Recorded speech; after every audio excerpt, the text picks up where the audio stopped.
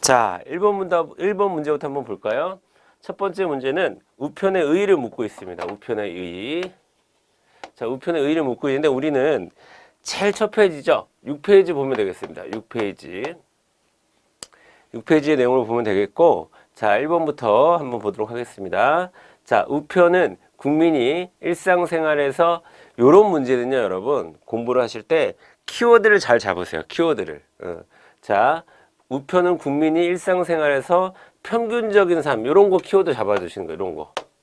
평균적인 삶을 꾸릴 수 있도록 국가가 제공하는 기본적인 사회 서비스, 이런 것도 키워드 잡아두시고. 그래서 우리가 6페이지 보면은 지금 우편 나에 있는 내용이죠. 지금 우편의 의의 나에 있는 내용이 지금 1번 지문화 된 겁니다. 아, 요런 것들을 어떻게 우리가 공부를 하면서 문제로 나올 때, 다 맞는 얘기인 것 같고, 다 좋은 얘기인 것 같고, 그럴 때는 이게 키워드를 잘 잡아야 됩니다. 의의, 뭐 이런 것들을, 개념, 의의, 이런 것들을 우리가 공부할 때는. 자, 그래서 1번은 맞는 거가 되는 거고요. 자, 2번 넘어가겠습니다. 2번. 자, 넓은 의미의 우편은 우편사업본부가 책임지고, 서신 등의 의사를, 여러분, 넓은 의미의 우편은 우편사업본부가 책임지고, 여기서 여러분들이 불편함이 느껴져야 돼요. 자, 넓은 의미가 아니죠. 우정사업본부가 책임지는 것은 넓은 의미의 우편을 의미하는 건 아닙니다. 그렇죠? 그래서 우리가 지금 6페이지의 내용에도 가에 있는 내용인데 우리가 좁은 의미의 우편과 넓은 의미의 우편을 나눴어요. 그렇죠? 넓은 의미의 우편을 나눠서 우리가 공부한 바 있는데, 일단 좁은 의미의 우편 같은 경우에 키워드가 주체가 뭘로 나오냐면 우편, 우정, 사업본부가 되는 거고, 넓은 의미일 때는 키워드가 뭘로 나와야 되냐면 주체가 우편관서로 나와야 돼. 우편관서.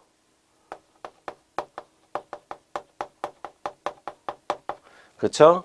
그리고 여기서는 좁은 우정사업본부를 중심으로 해서 우정사업본부가 책임지고, 그 다음에 서신 등에 뭐 이렇게 나와야 돼요. 뭐를 하냐? 그러면 서신 등에 이렇게 나와야 되고, 그 다음에 업무를 말한다. 업무에서 딱 끝나야 되는데, 넓은 의미의 우편을 우리가 이야기할 때는 우편관서에서 주체가 우편관서로 나와야 되고, 그 대상도 물품이나 문서 이렇게 좀 넓게 좀 잡혀야 되고요. 대상도. 그 다음에 업무 이렇게 끝나면 안 되고, 업무를 통틀어 이루는 말, 이렇게 좀 넓어져야 됩니다. 통틀어 이루는 말.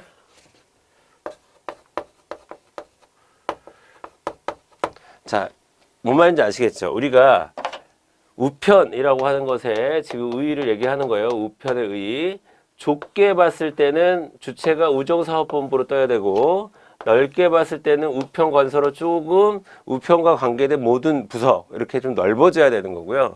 그 다음에 대상도 서신으로 좀 좁혀지는 반면, 여기서는 물품이나 문서로 좀 넓어진 거고, 여기서는 그런 것을 하는 업무 그 자체만을 얘기하지만, 여기서는 업무를 여러 가지 업무를 통틀은다 라는 의미에서 약간 넓어지는 느낌을 가지고 우리가 이해를 해야 되는데, 여기서는 좀 문제가 쉽게 나온 게, 넓은 의미의 우편과 우정사업본부가 나오자마자 여러분 여기서 아니구나 라고 잡아내셔야 되는 거죠. 그쵸?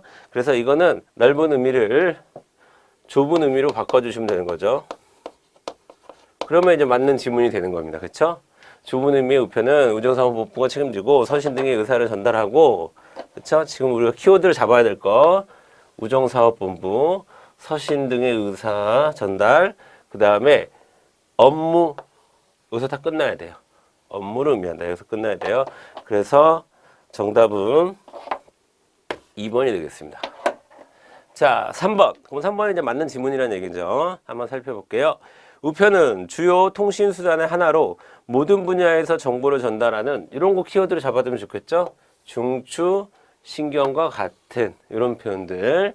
중추신경과 같은 임무를 수행한다. 이런 거 잡아주시면 좋을 것 같고, 4번 우편은 실체를 전달한다는 점에서 전기적인 실체를 전달한다. 이런 거 키워드 잡아주시고 점에서 전기적인 방법으로 정보를 전달하는 뭐랑 구별된다?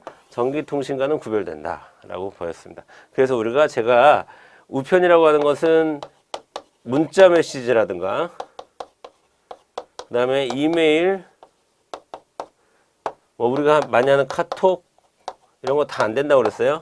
이런 거는 이런 전기통신은 우편이라고 보지 않는다. 우편은 실체가 있어야 된다 라는 말씀 드렸었습니다. 자, 이렇게 첫 번째 우편의 의의 문제를 간단하게 해결해 봤습니다. 그러니까 제가 시작할 때도 말씀드렸지만 문제를 풀 때 몇 번인지 아는 것도 중요하지만 또 그 문제를 통해서 우리가 어떤 내용을 정리할 것이냐가 중요해요. 우리는 우편의 의의를 첫 번째 문제를 통해서 같이 정리해 봤습니다. 자, 그럼 두 번째 문제 볼게요. 자, 두 번째. 국내 우편의 특수취급제도에 대한 설명을 옳은 것은, 자, 특수취급제도. 특수취급제도는 부가 서비스랑 같은 말이죠. 자, 1번부터 보도록 하겠습니다. 1번부터. 자, 이거는요, 여러분, 우리 학습 자료에 22페이지서부터 29페이지까지 국내 우편물의 부가 서비스라는 챕터가 나오거든요. 그 4장인데 그 4장 전체에서 지금 문제를 만든 거예요. 그래서 살펴볼 내용이 꽤 많습니다. 자, 1번부터 볼게요. 내용 증명 나왔어요. 내용 증명. 내용 증명 시험에 잘 나오는 거죠. 내용 증명의 내용 문서는 한글이나 한자 사용을 원칙으로 하며 원본과 등본 모두 양면으로 작성할 수 있다라고 그랬는데 우리가 1번 질문 하기 전에 전체적인 부가 서비스 한번 정리해 볼까요? 전체적인 부가 서비스, 즉 특수 취급 제도가 뭐가 있는지 보도록 하겠습니다. 크게 일단 등기 취급 있죠. 등기 취급 있고 두 번째 보험 취급 있었어. 보험 취급 배웠어요, 우리가. 자, 요 보험 취급해서 세 가지 배웠습니다. 세 가지. 통화 등기, 물품 등기, 유가 증권 등기. 그쵸? 그 세 가지 배웠고, 그 다음에 증명 취급도 부가 서비스입니다. 증명 취급. 자, 증명 취급에서는 우리가 두 가지 배웠죠. 내용 증명, 배달 증명. 그 다음에 또 특급 취급 배웠어요. 특급 취급. 특급 취급. 특급 취급은 당일 특급, 이길 특급 이런 거 배웠죠, 우리가. 아, 이런 거 배웠었구나. 여러분들은 지난번에 공부했던 것들을 떠올려 주시면 되겠습니다. 그 다음에 마지막으로 그 밖에 부가 취급이라고.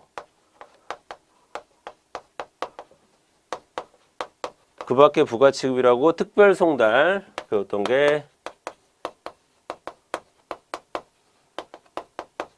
그 다음에 자, 민원 우편.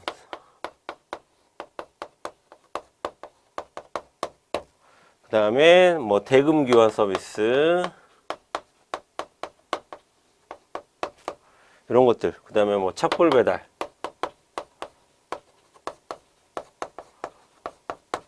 이런 것들을 배웠어요, 우리가. 자, 지금 1번 지문은 여기에서 내용 증명에 해당하는 지문이 나왔습니다. 그쵸?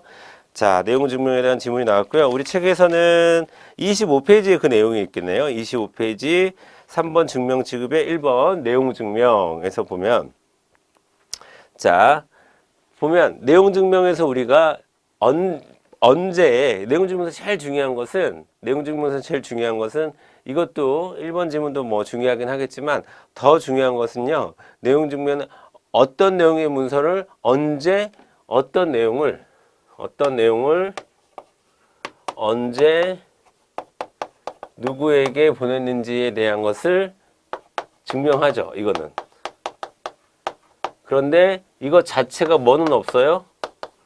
법적 효과는 갖지 않는다는 거. 이게 사실이라는 것을 증명하는 건 아니에요.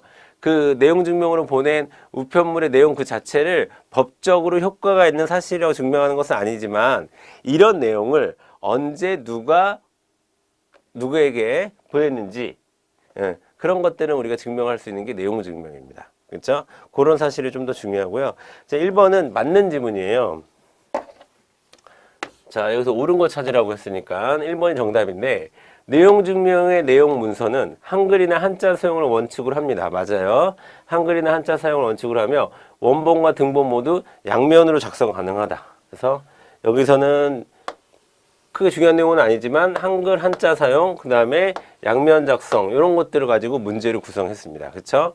자, 여기서 뭐를 좀 배웠으니까 좀 더 나가면 원본은 몇 장이에요? 원본 한 장은 있겠죠. 등본은 몇 장 만들어요? 등본은 2장 만들어요. 그쵸? 그런 것들도 같이 챙겨 두시면 좋을 것 같습니다. 그래서 원본은 상대방에게 보내고 등본은 하나는 내가 갖고 하나는 우체국에서 가지고 보관해야 되기 때문에 2개를 만들어야 되는 거죠. 자, 그런 내용 보시면 되겠고요. 그 다음에 2번 넘어가도록 하겠습니다. 이제부터는 뭐가 틀렸는지 찾아내시면 돼요. 자, 2번. 물품 등기 접수 시 물품 가액은 접수 담당자가 이거 엄청 강조했던 거죠. 자, 물품 등기를 접수할 때, 그쵸? 접수 담당자는 절대 개입하면 안 된다라고 되어 있습니다. 그쵸? 절대 개입하면 안 돼요. 자, 이거는 누가 정하는 거예요? 발송인이 정하는 겁니다. 그렇겠죠? 발송인이 정해야 되는 거고. 자, 3번. 특별 송달이란 등기 취급을 전제로, 맞아요, 우편법이 정하는, 아니죠. 여기서 틀렸네요. 그쵸? 우편법이 정하는 게 아니라 뭐가 정해요? 이건 법원이 보내는 우편이니까 민사소송법이 정하는 거죠. 민사소송법이 정하는 방법에 따라 이렇게 해야지 맞는 거예요. 여러분들은 지금 문제집에도 체크를 해주시고, 그 다음에 아주 빠르게 지금 제가 이야기하는 곳에서 찾아가서 체크를 해주시면 좋을 것 같습니다. 자, 그래서 먼저 1번 같은 경우에는 25페이지에 그 내용이 있습니다. 25페이지에 그 내용이 있고요. 문서의 내용 뭐 이런 거에 있고, 그 다음에 넘겨보면 26페이지 첫 줄에 양면으로 작성할 수 있다 뭐 이런 내용도 같이 있고요. 그 다음에 지금 2번 물품 등기 접수할 때 물품 등기 접수 같은 경우에는, 자, 앞으로 다시 오셔서 물품 등기 같은 경우에는 23페이지에서 24페이지에 걸쳐서 있는데, 자, 24페이지, 이 내용이 24페이지였네요. 자, 한 위에서 6번째 줄, 7번째 줄쯤에 물품 가액은 누가 정한다? 발송인이 정하며 취급 담당자는 가액 판단에 관여할 필요가 없다까지 이야기가 되어 있고요. 그 다음에 세 번째 지금 우리가 본 특별 송달과 관련해서는 27페이지부터 내용이 시작이 됩니다. 그쵸? 27페이지 하단에 보면, 자, 특별 송달이라고 하는 것은 법원에서 보내는 우편이기 때문에, 자, 민사소송법이 정하는 방법에 따라 라는 부분 나오죠? 그 부분 체크해 주세요. 자, 지금 우리가 다루고 있는 문제는요, 제가 처음에 말씀을 드렸어야 되는 건데, 어쨌든 첫 시간이니까 좀 말씀을 드리면, 크게 3가지 문제라고 보시면 돼요. 첫 번째는 기출된 바 있는 문제. 두 번째는 그 기출을 변형한 것. 그다음에 완전히 새로운 예성 문제들을 제가 1회에 18문제씩 정리를 이렇게 다시 그 전범위로 구성을 한 겁니다. 그러니까 여기 있는 내용들은 기본적으로 중요한 거라고 보시면 돼요. 그래서 또 나올 확률이 많은 것이다 이렇게 이해를 하시면 되겠습니다. 그러니까 꼭 문제집하고 문제집에 있는 내용들, 보기로 깔린 지문으로 만들어진 것들은 여러분들이 그 우리 학습 자료에다가 다시 한번 좀 특별한 색으로 또 색연필이나 이런 걸로 체크를 해주시면 좋을 것 같습니다.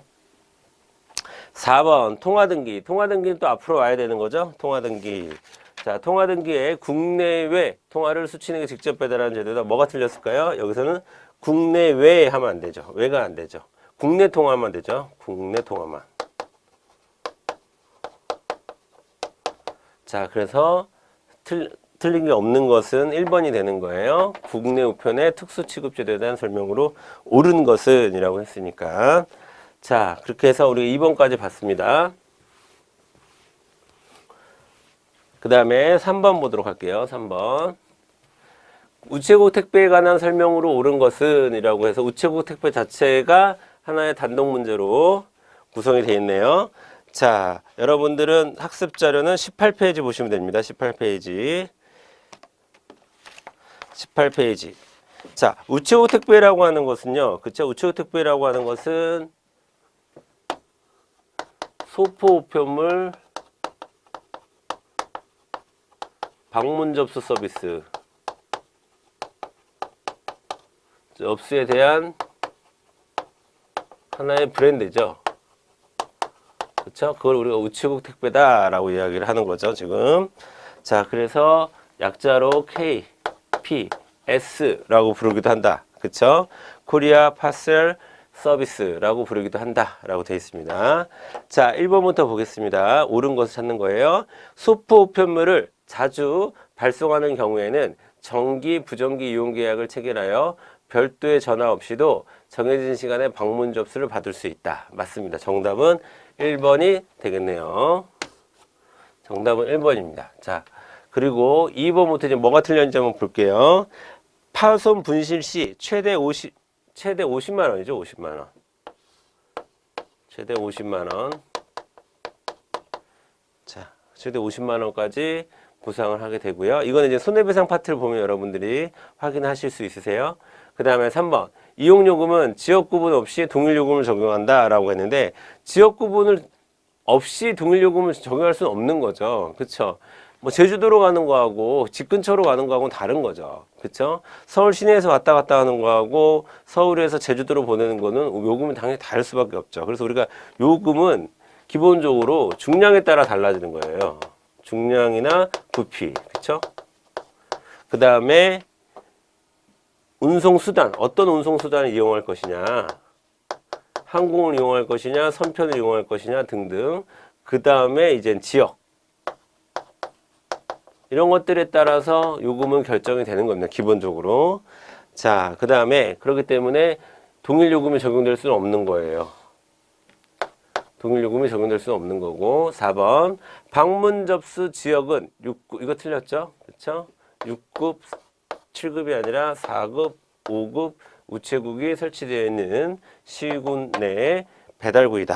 이렇게 정리를 해 주셔야 됩니다. 자, 4번 문제 보도록 하겠습니다. 4번.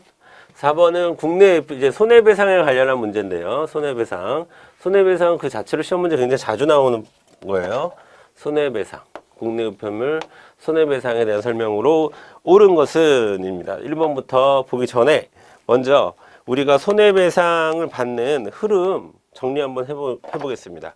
자, 일단 우편물 발송이 이루어졌어요. 우편물 발송이 이루어졌으면 문제가 있어. 발송에 문제가 있어. 그러면 손해배상 청구를 하는 거죠.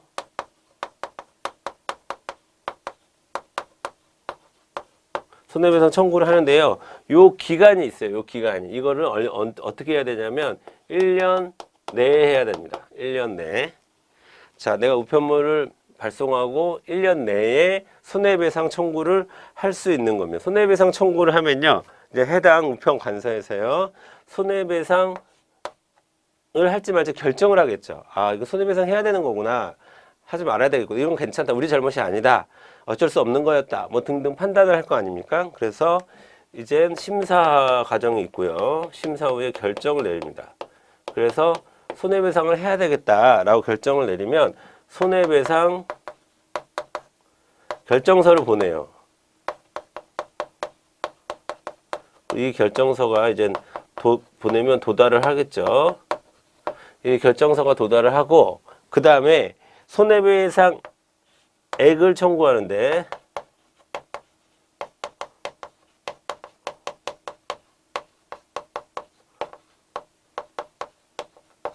자, 여러분 이거 구분을 잘 해 두셔야 돼요. 여기서는 손해배상을 청구, 손해가 발생했으니까 배상해 주세요 라는 것을 청구하는 거고요. 여기서는 이제 알았어, 손해배상 해줄게 라는 건 이미 결정이 됐어요.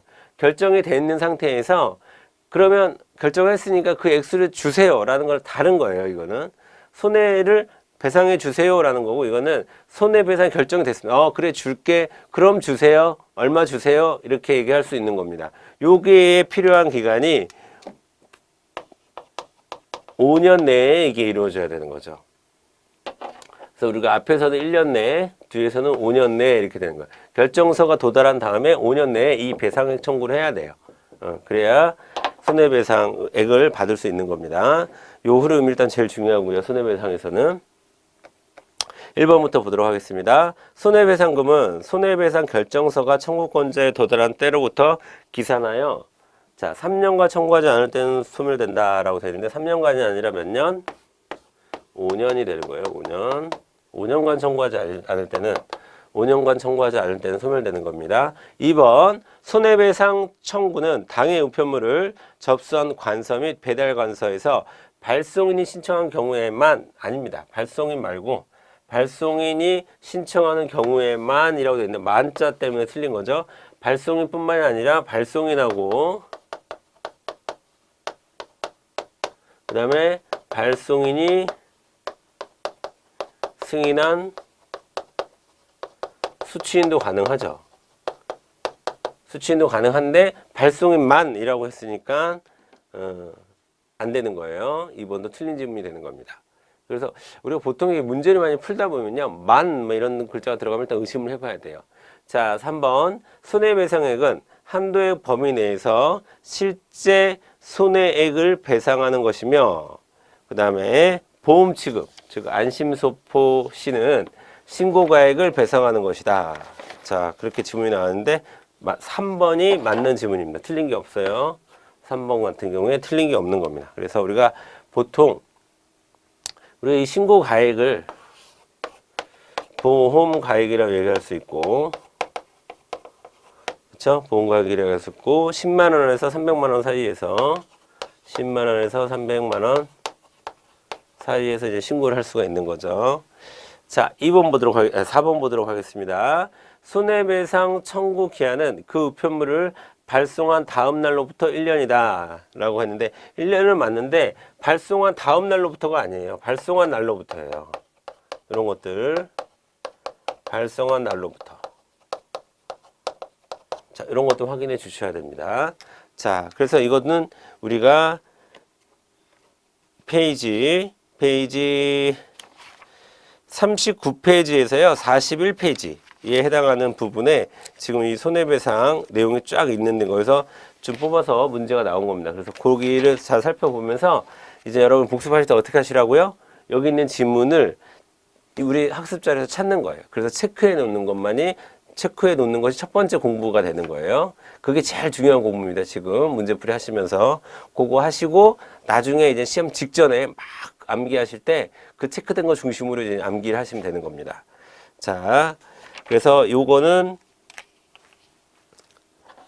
자, 4번 문제 같은 경우에는 여러분들이 39페이지에서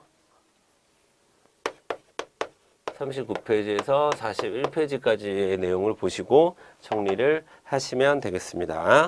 자, 그 다음 문제 보도록 하겠습니다. 5번 문제 같이 볼게요.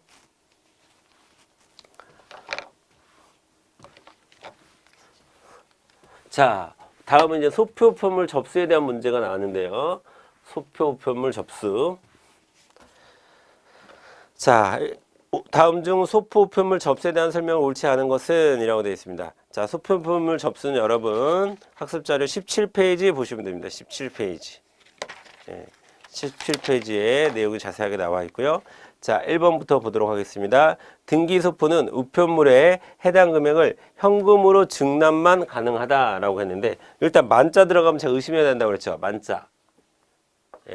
증납만 가능하지 않습니다. 그쵸? 증납만 가능한 게 현금으로, 현금만 가능한 게 아닙니다. 그쵸? 전자결제도 가능하고.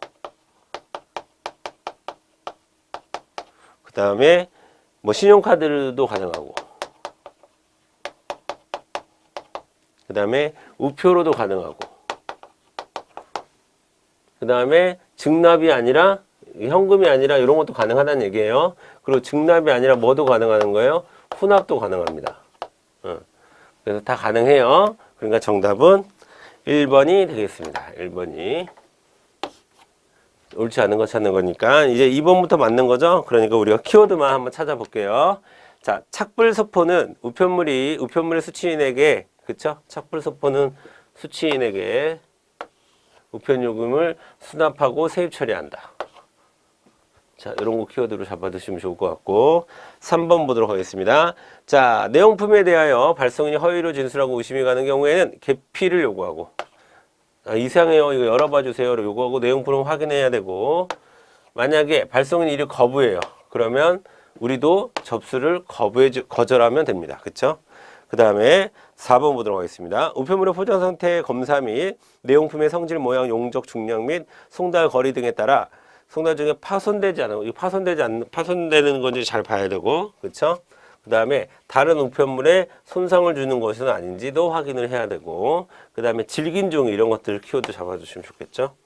튼튼하게 포장해야 하는지를 확인한다 라고 보시면 되겠습니다.